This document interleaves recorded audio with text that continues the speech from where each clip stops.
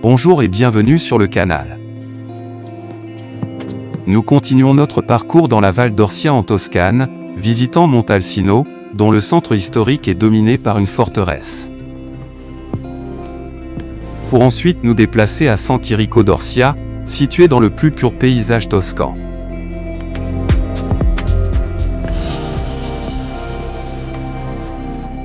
Et si vous aimez notre vidéo, n'oubliez pas de nous donner like, de vous abonner et d'activer les notifications afin que vous sachiez quand nous avons téléchargé une nouvelle vidéo.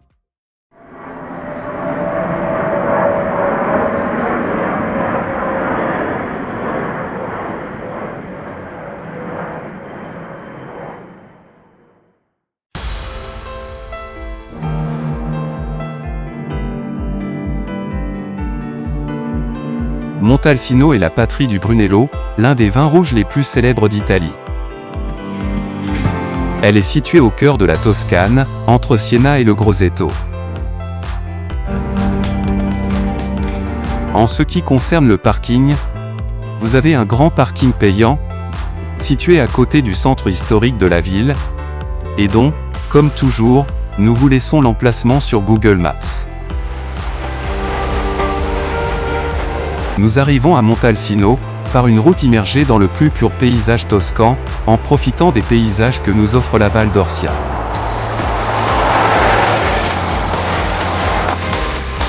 Montalcino est d'origine étrusque, et fut libre jusqu'à ce que Siena l'inclue dans son orbite en 1260, construisant sa forteresse.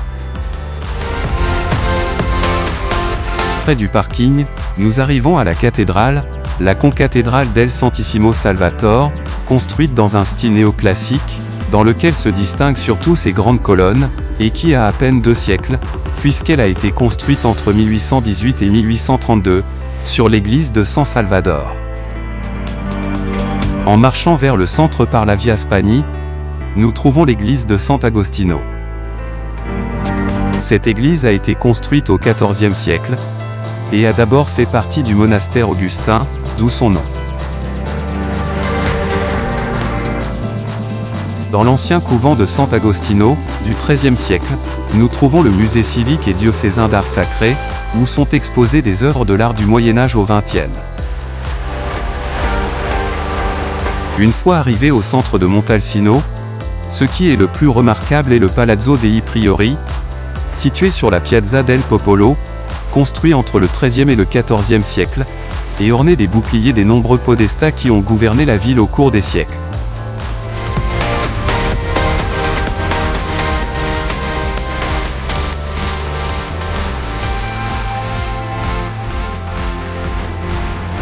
Mais ce qui est le plus remarquable à Montalcino est sa fortezza, une forteresse également connue sous le nom de la Rocca, construite à partir de 1361 par les Siennais, en utilisant en partie les murs préexistants du XIIIe siècle, et qui a une forme pentagonale, quelque chose de différent de la structure carrée classique des forteresses. Ce bastion fut le dernier réduit de la République de Sienne, qui tomba entre les mains des Médicis, qui étendirent plus tard la forteresse.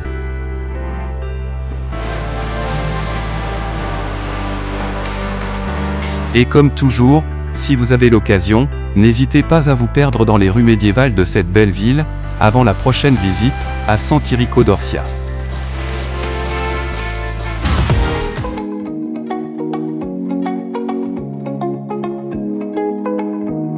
San Chirico d'Orcia est un patrimoine de l'humanité depuis 2004, et est moins connu que d'autres endroits de la Val d'Orcia comme Pienza.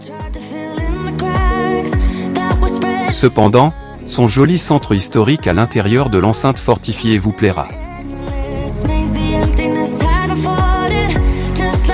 En ce qui concerne le parking, vous n'aurez aucun problème, car vous disposez d'un grand parking gratuit, situé juste à côté du centre historique, et dont nous vous laissons l'emplacement sur Google Maps.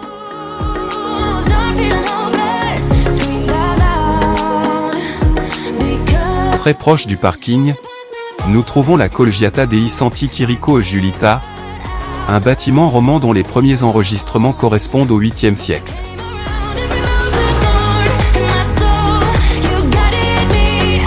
L'église est construite dans un style romantique, et magnifiquement décorée à l'intérieur.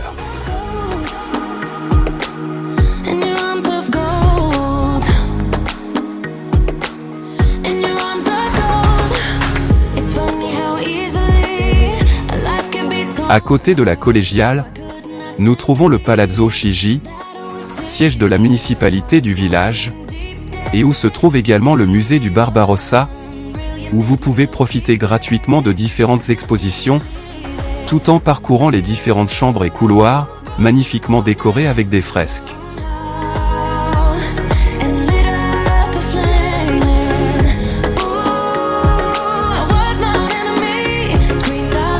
En outre, l'une des salles est dédiée au festival du Barbarossa, introduisant le touriste dans l'histoire de la fête, les différents quartiers, les concours de bannières et d'archeurs, des vitrines avec des documents historiques et des journaux de l'année 1962, lorsque ce festival a commencé à se célébrer, qui rappelle la réunion de 1155 entre l'empereur Federico I, connu sous le nom de Barbarossa, et une délégation de cardinaux envoyée par le pape Adriano IV.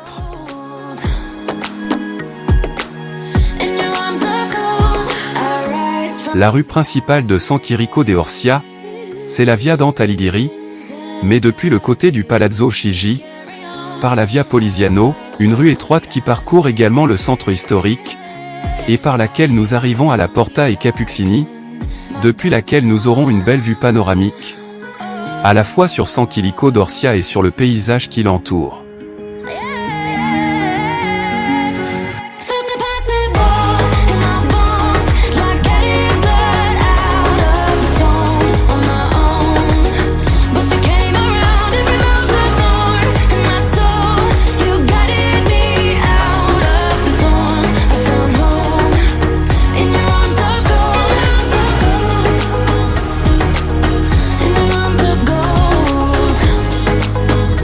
Nous continuons par la Via della Piazzola, qui pénètre à nouveau dans le centre historique, en passant du côté de l'église de San Francesco, construite au XIXe siècle sur les restes d'un couvent, jusqu'à une autre des portes, la Porta Nuova, derrière laquelle nous trouvons l'Orti Leonini, un beau jardin, en forme de rhombe, conçu entre les XVIe et XVIIe siècles, décoré de statues et entouré de hauts murs.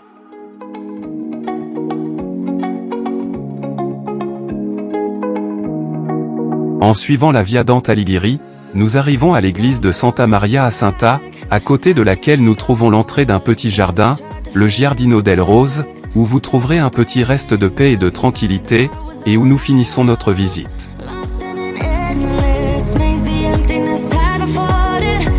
Dans les environs de San Chirico de Orsia, vous avez plusieurs points panoramiques, comme celui de la Cappella della Madonna di Vitalta, dont nous vous laissons l'emplacement sur Google Maps, et depuis lequel vous pourrez admirer le paysage typique de la Toscane, avec ses longues rangées de cyprès, ses champs cultivés ou les maisons de pierre, qui méritent bien d'être plasmées en photographie ou en vidéo. Très proche, nous avons trouvé un autre point, dont nous avons également laissé l'emplacement, et qui sera familier à ceux qui ont vu le film Gladiator, et ce n'est pas autre que la maison de Maximus Decimo Meridio, qui est censé être à Emerita Augusta, en Espagne, mais il a été filmé dans ces magnifiques paysages.